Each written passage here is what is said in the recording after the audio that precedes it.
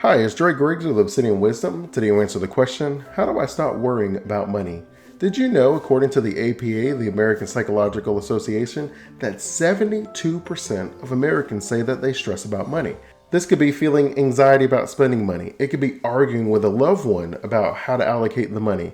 It could even be feeling discomfort or anxiety about picking up your phone because you think a debt collector is calling, or checking your mail because you feel like it's a bill in there, where you generally feel like there's a whole lot of month and there's not quite enough money to make it to the end of each month. Now, this does not mean if you have a lot of money that you don't feel stressed about spending money. Again, we're saying 72% of Americans feel some sort of stress about money.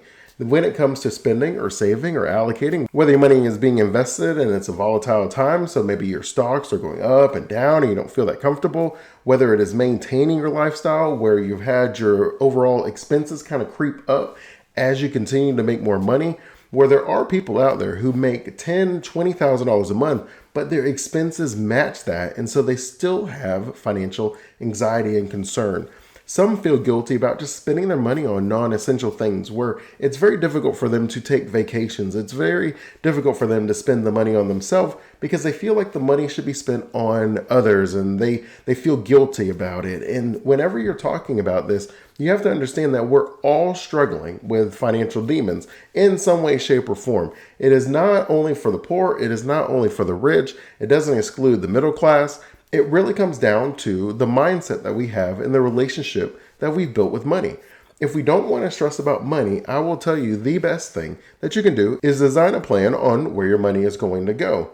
When we're not being intentional with our money each month, we start to wonder if we're being irresponsible with our money, where we're trying to accomplish a goal, whether that goal is just outright buying your freedom, where you have the flexibility to choose when you want to work, how long you want to work, and which people you want to be with, and how you allocate your time each day, which is really what we're all trying to get to, where sometimes we start to feel if I spend my money on anything but my freedom, then I am extending my bondage.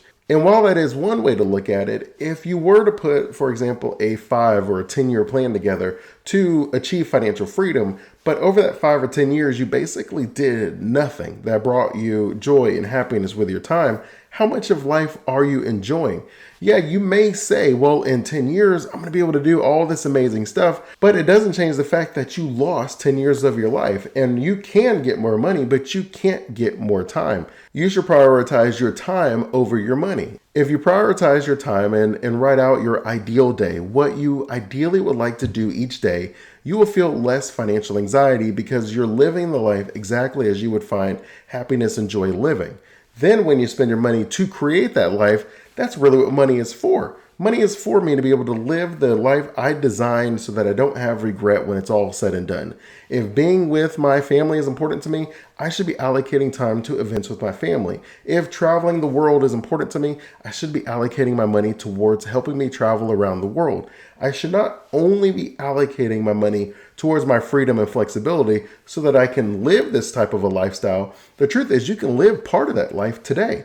You may only be able to take a weekend off, but you can still travel. You may not be able to take the whole family to this amazing trip, but you can definitely do trips locally. You could do a road trip instead of flying. There's lots of things that we can do along the way where we're still allocating our time exactly as we want to so that it can bring us joy along the way. The mistake I see most people make is because we don't have a clear design for our life on how we're going to spend our money and our time each day, we end up saying, well, let me just get rid of all this debt first because then I'll have the freedom and the flexibility to be able to spend my time exactly as I want to. But I find that if you write out exactly what you want to do in an ideal life, then you won't have the regret. So you'll hear me often talk about my kids because I know that that is a high priority for me because they're going to be 18 and they're going to be gone.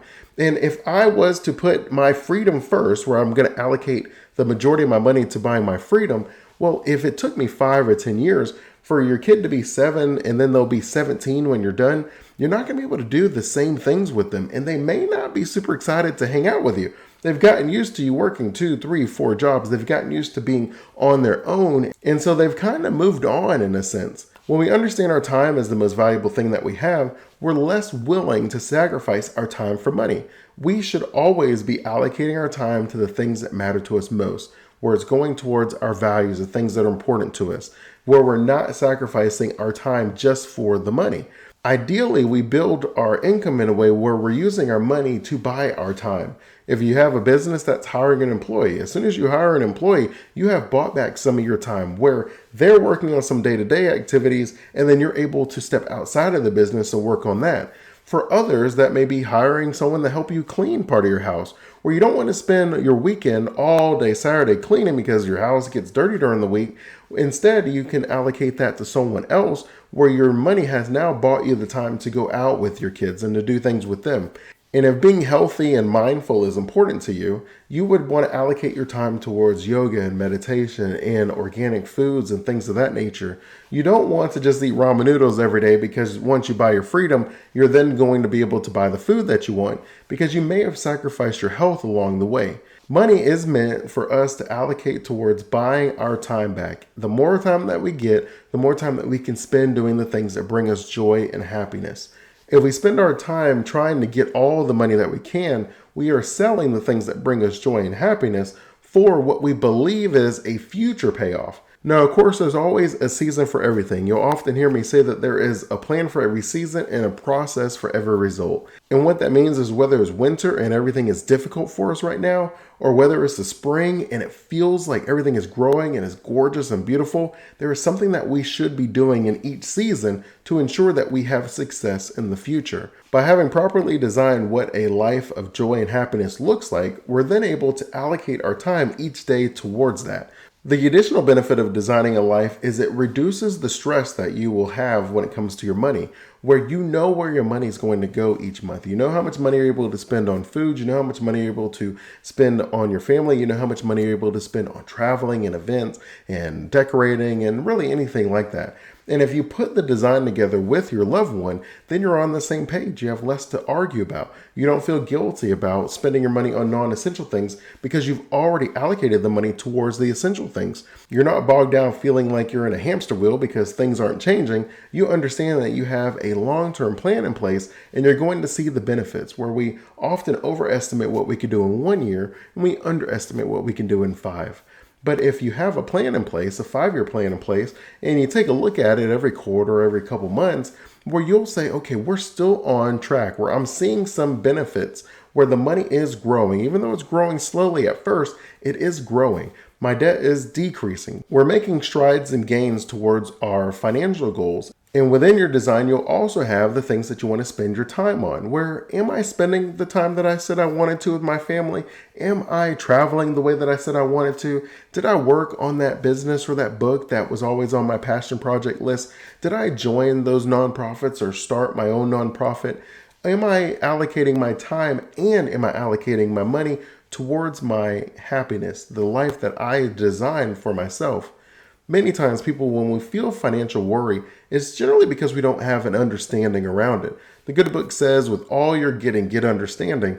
No different than someone going skydiving. If someone has a career skydiving, they jump out of a plane 5-6 times every day. They understand the intricacies of the plane and they understand the parachute and they get it all, where they're not concerned at all. It's something that they do all the time. It's just a job to them. Where my wife and I went skydiving about a month ago, and we both knew that if these people do this every single day for a living, then there must be a process to be able to safely land on the ground, where you get over your fear because you eventually just keep telling yourself, if someone does this every single day, then it must mean that there is an exact way to get the result I want. And not only do they jump out of a plane every day, they always land within a walking distance of exactly where you started. Where they don't just land in the middle of nowhere where someone has to go pick them up. They land right back where they started. And they continue that cycle over and over again every single day. They understand the process of how to pack their parachute. They understand the process of how to jump out of the plane. And they understand the process of navigating to the proper destination to land, where they can be very specific on how they want to do that. And it's no different for us. When we have financial anxiety, we don't have a plan in place for our money. So we have no idea what's going on, where what feels like a good decision today, we found out tomorrow there was a better choice that could have been made.